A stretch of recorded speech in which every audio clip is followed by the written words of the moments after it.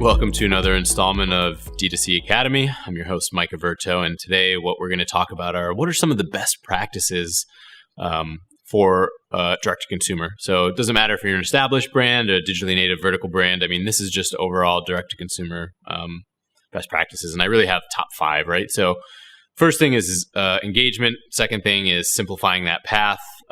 Third thing is personalizing the experience. Fourth is really making sure you have the right technology. And then lastly is learn, iterate, improve. Learn, iterate, improve. So that one just keeps going. So let's just start back over with that kind of top one is just engage. So engagement can happen all on different platforms of direct-to-consumer. So it's kind of like, social media, marketing, or online advertisement, pay-per-click. So how does that engagement look and what can you do to kind of improve that? So I think an engaged customer is a happy customer. So making sure that you're targeting them on social media and you have a very tight persona and demographic that you're targeting is the first thing. If you have a very wide demographic, sometimes I get targeted with something that I know is just maybe an intern on social media, Facebook, Instagram that missed an ad and targeted me. Maybe it's a product for the female gender and it's targeting to me or vice versa, So sometimes there's things that I see even when I talk to my wife where she gets targeted with the wrong things. I think a lot of brands are doing it well, but established brands maybe aren't doing as good of a job here as digitally native brands. So then once you're engaged with them and you get them to your actual direct-to-consumer channel, which is probably a website, what are you doing to engage them there? Making sure that you can provide them with exactly what they came there looking for. And in case they do bounce, as soon as they get to your site, are you remarketing? Are you making sure that you can now go back to that customer and continuously engage them across the internet on different channels and wherever they are? So I think that that's the very first piece is making sure that you, as soon as you get that engagement from somebody, keep them engaged, keep them happy.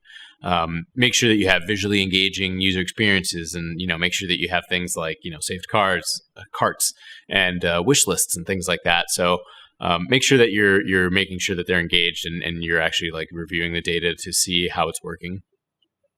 So I think the second thing, this is one of my pet peeves, I kind of started as a web designer, a decade ago. So making sure that you simplify the experience is very important. I've worked with many customers and prospects that think that they need every single little thing under the sun, which I guess goes against my last suggestion here of saved carts and wish lists. But I think you need to start simple and then grow from there. So making sure that you can at least simplifying that path to purchase.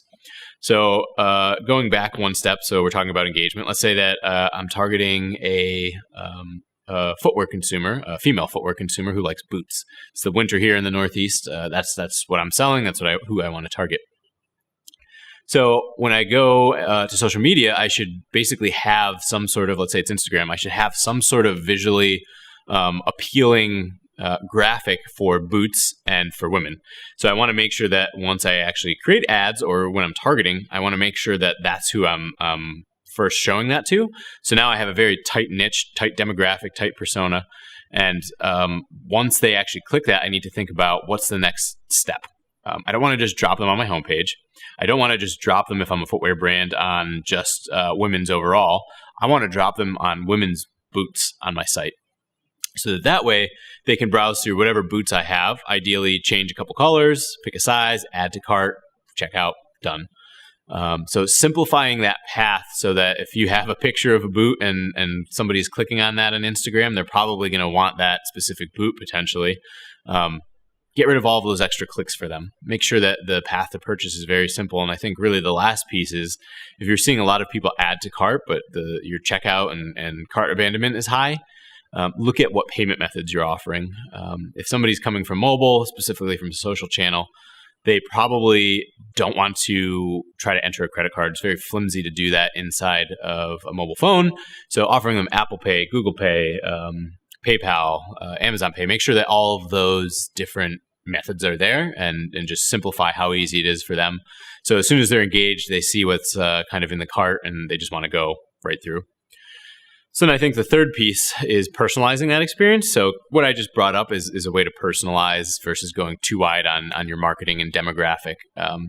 So that's kind of the first thing. What we just talked about is the first way to personalize that experience. I think the second piece is making sure that once you have a customer and they actually paid you, you have that information. You have ways to retarget them. You have ways to send them email marketing. You have ways to target them when they come back to your site even.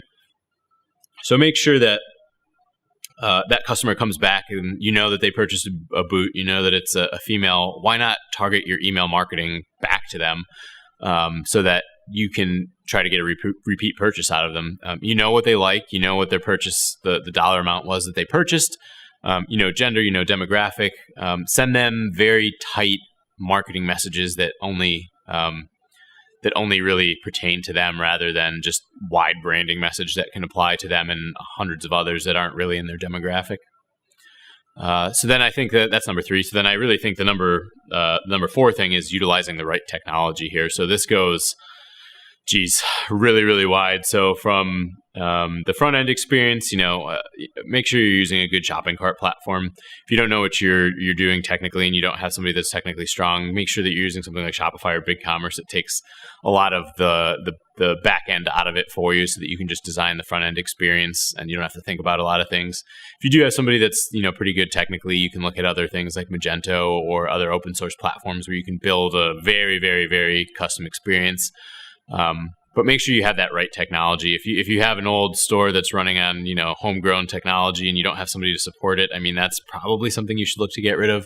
Not trying to endorse one of the hosted platforms more than one than the other. I mean, we work with a lot of Shopify and Shopify Plus vendors. We work with a couple of BigCommerce vendors, and I just see that there's a lot that they don't have to think about when somebody is just managing that solution. So then don't forget, now that's the front end of what the customer sees, but there's still the back half of the engagement. And if you created a great front end experience and you don't deliver on the back end, I mean, are you really like a snake oil salesman? It sounds great up front until you have to deliver. So don't forget about all those back end things, I guess EDI and supply chain and 3PL, and making sure that you have a platform that can bring all of those things together into one is very important. Maybe it's an ERP, or maybe it's kind of like a next gen ERP. That's actually the space that I'm in for my company Channel. Make sure that you have something that is working well for you and connect all of these different pieces together, so that same reason that you'd use the managed platform on the front end is the same reason you use the managed platform on the back end. Don't try to do all this thing in-house and by hand if you don't have the team to do it. Trust the experts and make sure that customer's engagement and experience is high, because then you're probably more likely to have them come back and repeat purchases. And honestly, it's probably just less expensive for you in the long run, and it just provides a better experience for the end customer. So I think the number 5 thing here that I can't stress enough is learning, testing, and iterating. And maybe it's test, learn, iterate. Either way, there's a lot of different things you need to do as a startup, or even if you're an established brand. I think everybody that's doing digital direct to consumer, is really focused on learning what that really means. Again, direct to consumer to me means that you're selling on your own website directly to that end customer, not on a multi-channel approach. Again, that could be retail too. You could have your own stores, but it's not selling through Amazon, selling through eBay. So you need to launch what you're doing. You need to test what you're doing, and then you need to iterate on it and do it slowly. So if you launch your new site and what we talked about in some of the first steps, look at the data, find your bounce rate, figure out how you can optimize for that. And I'm a huge fan of the scientific method. Come up with a hypothesis of why you think that there's a problem there. Come up with a solution and then test it. And if the solution to your hypothesis was wrong, then test again and find something else. There's plenty of tools out there to do this. Google Optimize is a great one for the front end, and I think even on the back end, you might even want to test different carriers. You might want to test different technologies. But do it slowly. Do one thing at a time. If you change 5 different things on your website, it's going to be very hard to know which one actually improved. And make sure that you have statistical significance before you actually think that test worked. Make sure that you have a significant percentage improvement based on the solution to your hypothesis before you move on.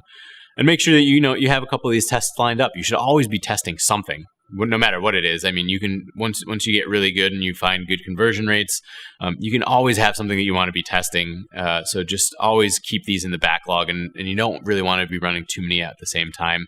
There's reasons where you can run 2 tests at the same time. I tell customers as a best practice, try to keep it simple, especially when you're starting out. So again, whether you're a digitally native vertical brand or an established brand, I think these are the top 5 best direct-to-consumer practices that you can look to implement in your overall business and D2C initiatives today.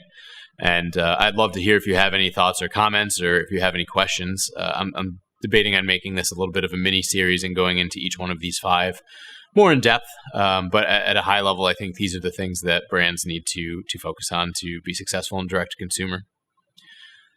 So thanks again for watching. Looking forward to seeing you in the next installment of D2C Academy.